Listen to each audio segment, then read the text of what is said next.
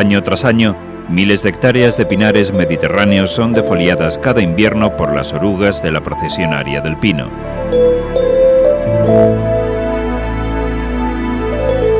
Frente a este hecho, se han puesto a punto todo tipo de métodos y estrategias de control, en una batalla que parece no tener fin. Y es que la procesionaria está profundamente relacionada desde hace miles de años con nuestros pinares, mucho antes de que el hombre colonizara e hiciera de este medio su lugar de vida. Pero en realidad, ¿quién es y cómo se comporta la procesionaria del pino?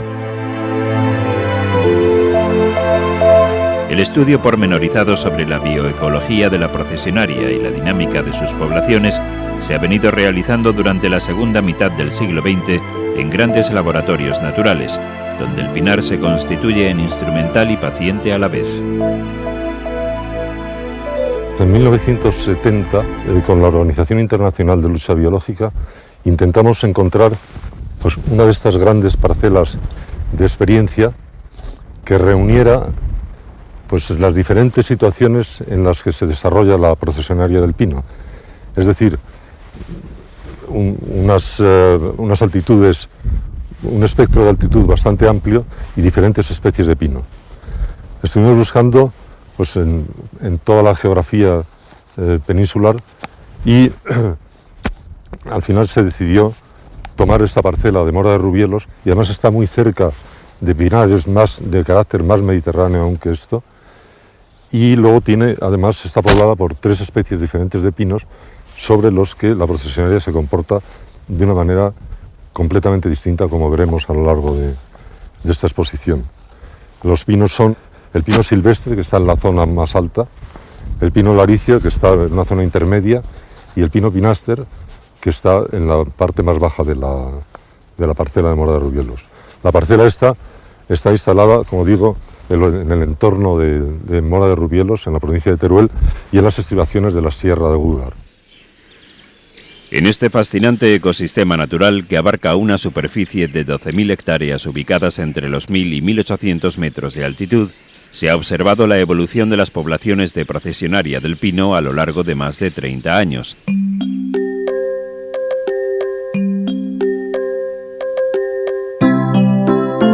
A la puesta del sol en los atardeceres de verano, las crisálidas de la procesionaria del pino, enterradas a unos 10 centímetros de profundidad y envueltas en un capullo sedoso, comienzan a agitarse. Primero los machos y unas horas más tarde las hembras, las mariposas emergen del suelo y corren decididas hacia alguna mata o tallo donde se encaraman, se inmovilizan y empiezan a estirar las alas para poder volar.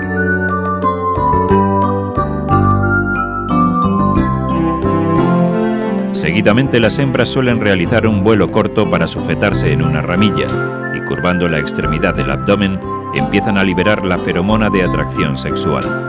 Al mismo tiempo, los machos vuelan sobre el pinar de forma desordenada, hasta que a través de las antenas perciben el aroma de la feromona y rápidamente se orientan hacia el origen de la llamada. Tras unos apresurados contactos de reconocimiento mutuo, comienza la cópula. Estamos en el centro de la noche, durante el periodo de vuelos de los adultos. Cientos de parejas, como la que hemos sorprendido, interpretan en este monte el programa de la reproducción, sometidas a la tensión irrevocable del instinto. Una vez fecundadas, las hembras, y estamos en el centro de las noches de verano, vuelan hacia el pinar como si reconocieran el paisaje de pinos que tienen enfrente y se dirigen preferentemente hacia las zonas de borde del pinar, de los bordes de los claros o de los pinos aislados que destacan por su silueta. Y dentro de toda esta masa de pinos saben elegir también los más favorables para su descendencia, es decir, eligen las especies que les van a proporcionar mayor viabilidad a las larvas, a las orugas, y mayor fecundidad a las futuras mariposas.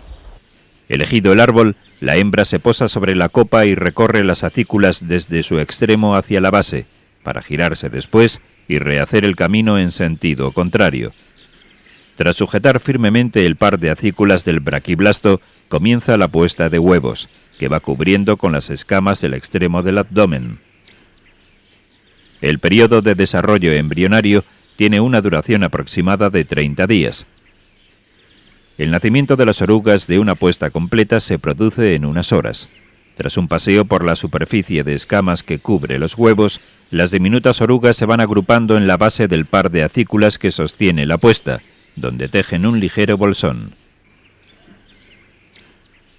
Al atardecer, las orugas abandonan el refugio y recorren las acículas próximas hasta su extremo, donde comienzan a alimentarse respetando las nerviaciones en las primeras edades. Así van quedando plumerillos de acículas secas que delatan su presencia. A lo largo de la noche hacen varias tomas alimenticias, dejando siempre un rastro de hilo de seda que segregan por la boca. Al llegar al nido o bolsón, tejen antes de penetrar en su interior, con lo que el refugio va ganando en consistencia. A este comportamiento deben su nombre científico, Taumetopea pitiocampa, que significa la oruga funámbula del pino.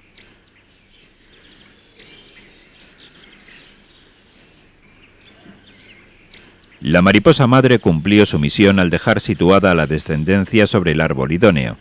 Ahora las orugas, para sobrevivir, deben ser capaces de situarse en la parte de la copa donde la temperatura sea adecuada para el desarrollo, pues no tienen mecanismos internos de regulación de su temperatura corporal. Las orugas no soportan temperaturas superiores a los 32 grados centígrados, ni inferiores a los 12 bajo cero. Solo entre 20 y 25 grados centígrados tiene lugar su normal desarrollo.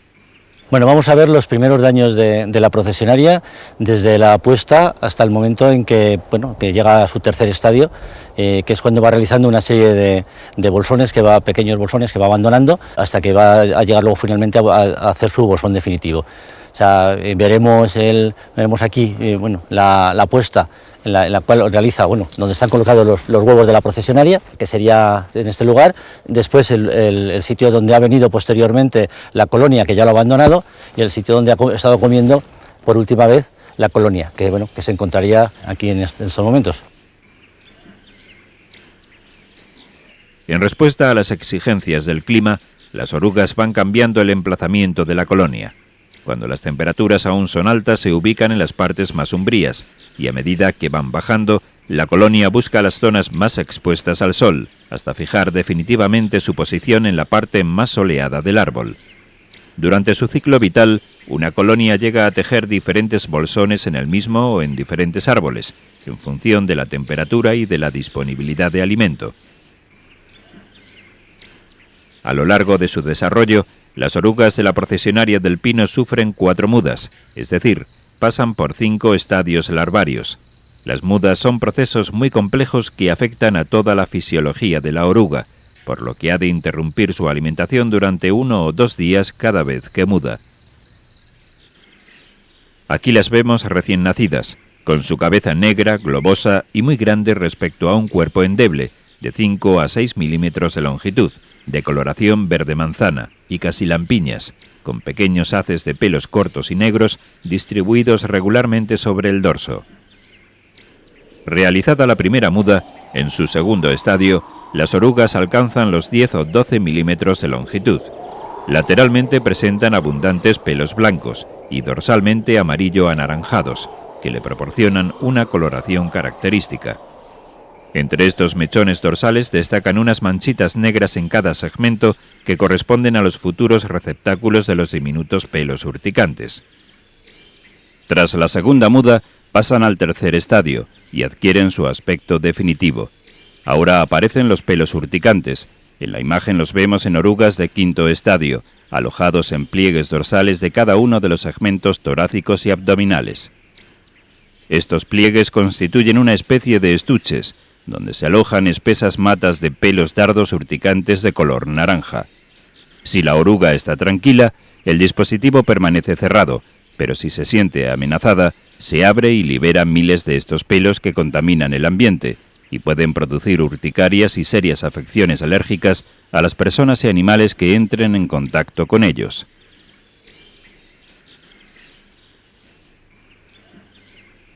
Cuatro pautas de comportamiento posibilitan el milagro de la supervivencia de la procesionaria en invierno. La termotaxia, que impulsa a las orugas a moverse hacia las zonas con temperatura favorable. El gregarismo, el tejido del nido que les sirve de refugio.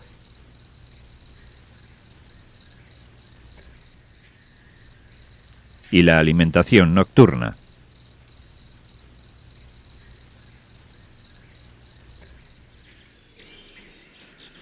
La colonia, cubierta por el tejido de seda y expuesta al sol, incrementa su temperatura durante el día y adquiere una inercia térmica que frena el enfriamiento súbito de cada individuo al atardecer.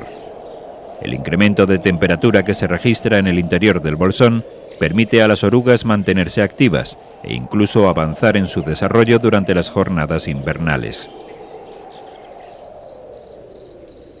En las zonas frías, las orugas de procesionaria suelen pasar el invierno en cuarto estadio y realizan la cuarta y última muda larvaria cuando comienzan a suavizarse las temperaturas a finales del invierno. En las zonas más cálidas, este proceso se acorta varios meses. Cuando llegan a su quinto y último estadio, se alimentan vorazmente y transcurridas 3 o 4 semanas, completan el desarrollo larvario alcanzando de 25 a 40 milímetros de longitud. Llegado este momento, interrumpen su alimentación durante algunos días hasta que con temperaturas que ronden los 20 grados centígrados y preferentemente por la mañana, abandonan el bolsón en rebaño. Las orugas se agrupan sobre el tronco o alguna rama gruesa hasta que una de ellas emprende la marcha hacia el suelo. El grupo se empieza a estirar y termina formando una procesión, en la que cada oruga mantiene el contacto con la anterior.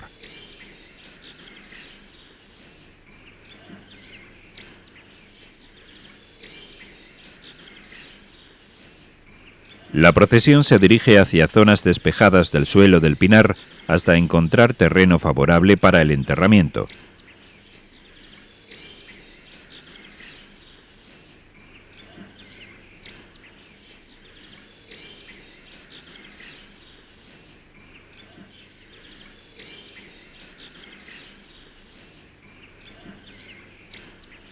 La oruga guía, una hembra, se para y el resto comienza a agruparse. Seguidamente excavan, introduciéndose en el suelo, y la colonia va penetrando en la tierra. En poco tiempo toda la colonia ha desaparecido, quedando sobre el terreno un pequeño rastro de tierra levantada. Nuevamente la termotaxia parece ser determinante en la ubicación de los enterramientos. En las partes cálidas del área de distribución de la procesionaria del pino, los enterramientos suelen encontrarse en zonas sombreadas, mientras en las zonas más frías suelen agruparse en los claros del monte.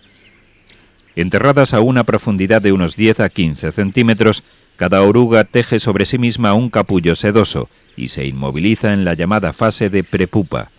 Durante 3 semanas sufre profundos cambios anatómicos y fisiológicos, tras los que tiene lugar la muda de crisalidación, que precede a la fase adulta. La crisálida es como un puente tendido entre la fase juvenil del individuo que fue la oruga y la fase adulta, que será la mariposa. Estamos cerca del comienzo de la primavera. Realizada la crisalidación, el individuo entra en un periodo de diapausa, con el metabolismo reducido al mínimo. Su duración depende fundamentalmente de la que han tenido las fases anteriores de desarrollo. Si las condiciones han sido favorables y el desarrollo en consecuencia continuo, la diapausa de la crisálida tiene una duración de 5 meses. Así regula la procesionaria su ciclo anual y se asegura la presencia de una nueva generación en las fechas propicias para el desarrollo. Pero si el período larvario se ha prolongado en cualquiera de sus fases por frío, el de diapausa en crisálida puede variar y hacerse incompatible con la persistencia del ciclo anual. En las zonas cálidas del área de distribución de la procesionaria del pino, los nacimientos de los adultos son tardíos. Ocurren en los meses de agosto y septiembre para que las orugas no se vean expuestas a temperaturas letales por calor. En estas zonas, el desarrollo tiene lugar sin interrupción. Las procesiones de crisalidación pueden comenzar los últimos días de enero. En las zonas frías, los nacimientos de las orugas son más precoces, a finales de julio, pero el periodo larvario se prolonga mucho, y las procesiones a veces no empiezan hasta el mes de abril, por lo que no queda tiempo para el ciclo anual. En realidad lo que sucede es que a medida que aumenta la duración del periodo de desarrollo, va aumentando la probabilidad de aparición de ciclos plurianuales. Las crisálidas pueden permanecer enterradas en diapausa 1 o más años, sin perder por ello la información sobre las fechas en que deben reemprender el desarrollo. La dinámica de las poblaciones de Procesionaria que habitan un pinar depende fundamentalmente del clima y la estructura y composición del rodal del monte en que evolucionan. Se ha comprobado que la Procesionaria tiene preferencia por determinadas especies de pinos y que las hembras, atraídas por los pinos que destacan por su silueta, van colonizando desde el valle las zonas de altitud. Así, las poblaciones de Procesionaria del pino de las zonas del monte más altas, que están pobladas por el pino silvestre y sufren los rigores de las bajas temperaturas, solo provocan defoliaciones aparentes en los árboles los años con inviernos benignos. Las poblaciones que evolucionan sobre masas de pino pináster en la zona de Mora de Rubielos suelen mostrarse poco activas y no se han registrado en ellos daños de consideración.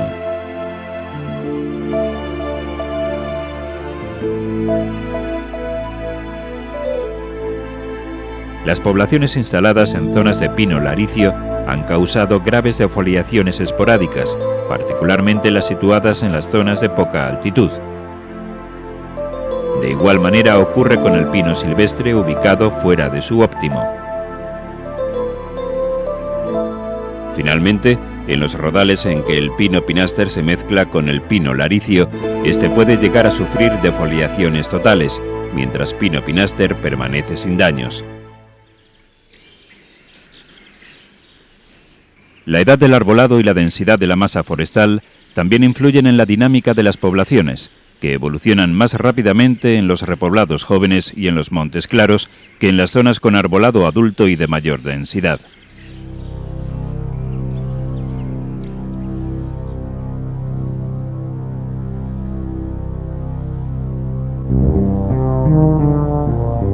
El proceso gradológico avanza en función de la cantidad de alimento disponible, del clima y de la acción de los enemigos naturales de la Procesionaria. En condiciones favorables, el número de individuos de una población del defoliador puede aumentar año tras año hasta defoliar completamente el pinar 1 o 2 años seguidos. Muere entonces una buena parte de la población por falta de alimento. Un porcentaje variable entra en diapausa prolongada y el resto dará lugar a una nueva generación de orugas que se alimentará en precario sobre las hojas de los brotes del año de los pinos defoliados.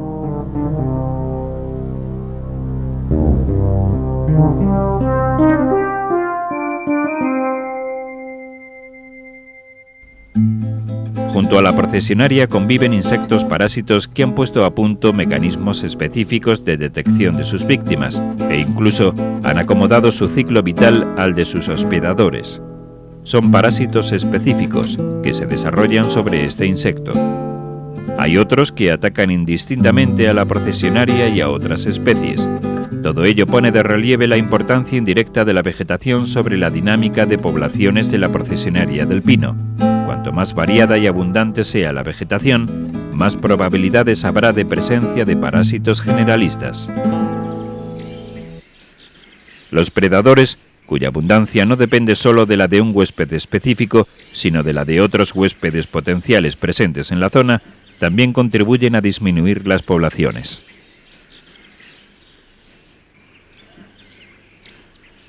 Destacan como parásitos de huevos Bariscapus herbadei y Oenthrytus pitiocampa, que pasan el invierno en las puestas del año anterior y salen de su hibernación para atacar a las primeras puestas del año.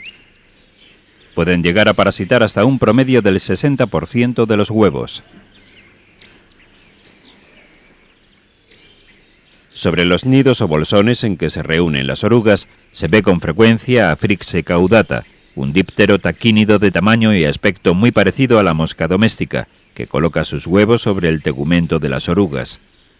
Los adultos nacen en la época de las procesiones de enterramiento, ponen sobre las orugas en marcha y se desarrollan a expensas de la crisálida. Otros parásitos atacan las orugas de la Procesionaria del pino en los últimos estadios en sus bolsones. o como Vila Brunea a las crisálidas de procesionaria en sus enterramientos y acomodan su ciclo al de la procesionaria. Al control natural contribuyen también una gran variedad de parásitos no específicos y los predadores, especialmente aves insectívoras como los carboneros o los herrerillos. También el lirón careto descubre a las prepupas en los enterramientos y se alimenta a sus expensas desgarrando previamente el capullo de seda que las envuelve. En su conjunto, parásitos, predadores y enfermedades constituyen lo que llamamos enemigos naturales de la procesionaria. Son los factores bióticos que determinan con el clima y la alimentación el ritmo de crecimiento de las poblaciones del defoliador.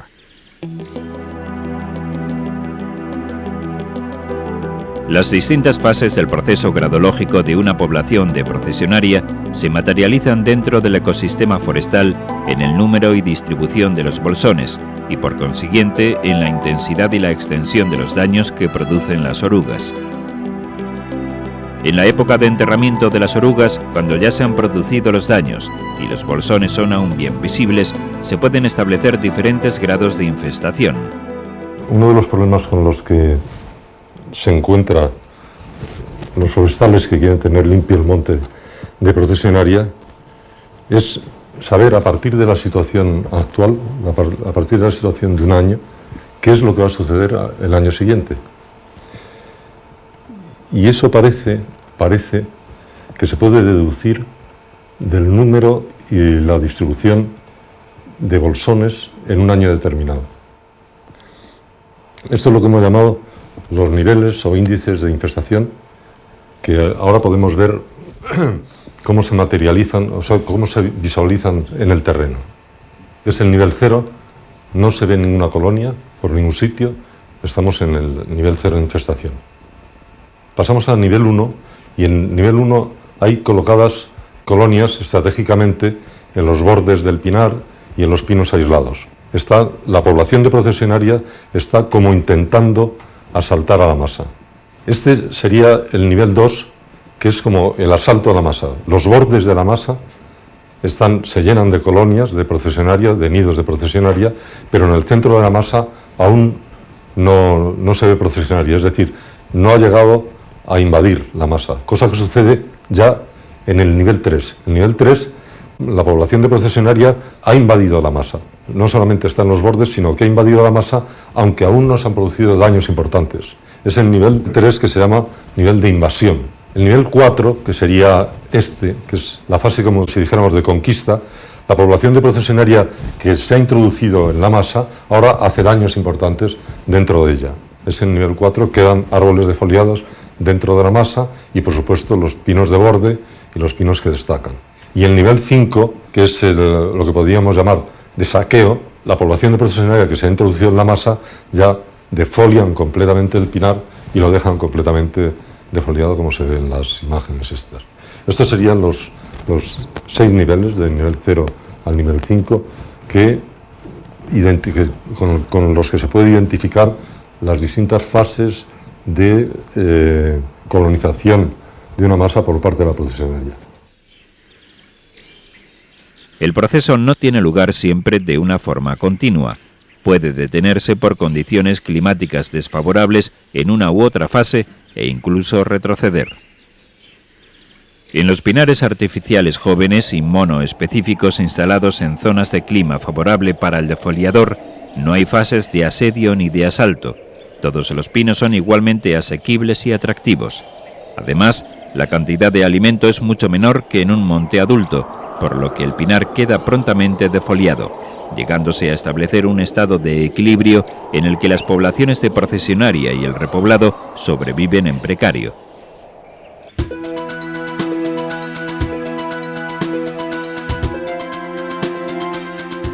Existen en la actualidad tanto conocimiento sobre la biología y la dinámica de poblaciones de la procesionaria del pino, como técnicas y productos eficaces para mantener a un monte libre de los ataques del insecto. Pero antes de intervenir hay que considerar la importancia real de los daños y el coste que tendrían las operaciones previstas para evitarlos. A lo largo de una gradación, las defoliaciones totales que originan los ataques severos de procesionaria en la fase de culminación afectan con frecuencia a grandes superficies de pinar. Estos presentan un aspecto desastroso, trasladando al espectador la sensación de que el monte no se podrá recuperar. Pero las defoliaciones tienen lugar en invierno, y en la primavera siguiente, los pinos utilizan las sustancias de reserva acumuladas en raíces, tronco y ramas para el crecimiento del año. El desarrollo del árbol no será el que le correspondería en condiciones normales, hasta que pasados 2, 3 o 4 años sin nuevos ataques, reponga todo su sistema foliar.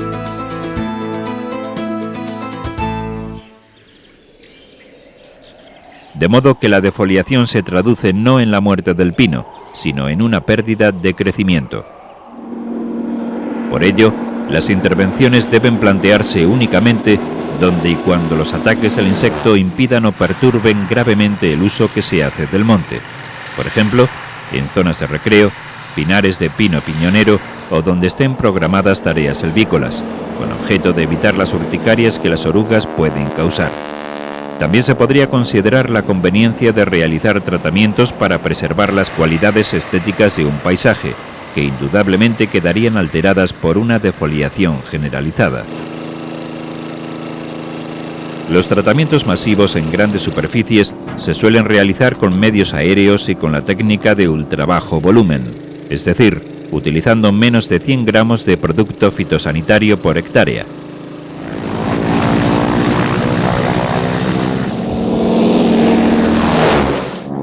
Los productos más utilizados son insecticidas a base de inhibidores de la formación de la quitina o con la toxina de la bacteria Bacillus thuringiensis.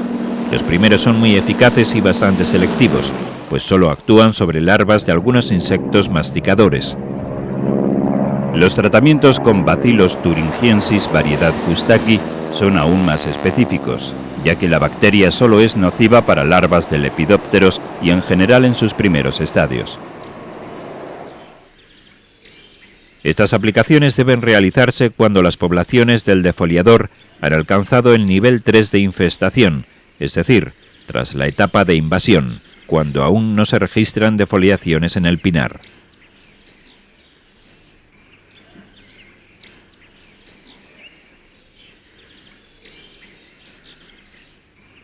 En las masas jóvenes y repoblados con una altura inferior a 4 metros y con niveles de infestación 1 y 2, se pueden cortar y destruir los bolsones en invierno o bien tratarlos mediante pulverización de los insecticidas autorizados para ello.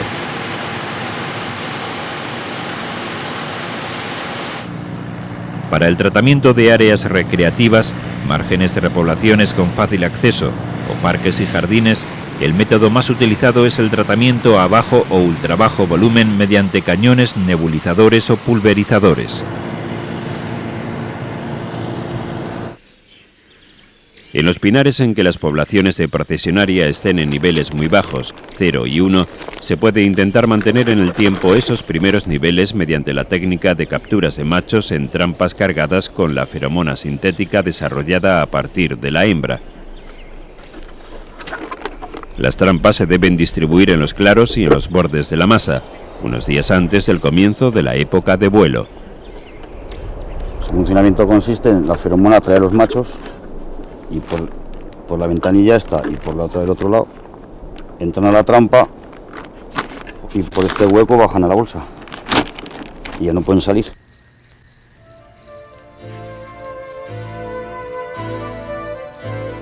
La procesionaria del pino es un ejemplo notable de adaptación de un fitófago al medio y a sus huéspedes potenciales. En España está presente sobre una superficie de más de 1.200.000 hectáreas de pinar, y algunos años se registran defoliaciones en más de 600.000 hectáreas. Estas son unas cifras que obligan a seleccionar con todo rigor los montes en que se debe intervenir y las técnicas de control, para respetar el conjunto del ecosistema en el que la procesionaria convive con multitud de especies. Este invertebrado puede impedir el establecimiento de los nuevos repoblados y causar daños estéticos, debilitamientos y pérdida de crecimiento en el arbolado, así como molestas urticarias, siguiendo un complejo ritmo vital que parece ir a contracorriente del resto de los insectos y de las pautas que la naturaleza marca. Las primeras orugas recién nacidas empiezan su andadura al final del verano y comienzos del otoño. Hasta el fin del invierno y la llegada de la primavera, las orugas de procesionaria devoran sin cesar acículas de pino. Las procesiones de enterramiento anuncian el comienzo de la crisalización y transformación en mariposa. El conocimiento de la biología de la procesionaria del pino y el de la dinámica de sus poblaciones permite planificar las intervenciones de forma racional, utilizando las técnicas menos agresivas con el medio ambiente y más coherentes con el manejo del monte.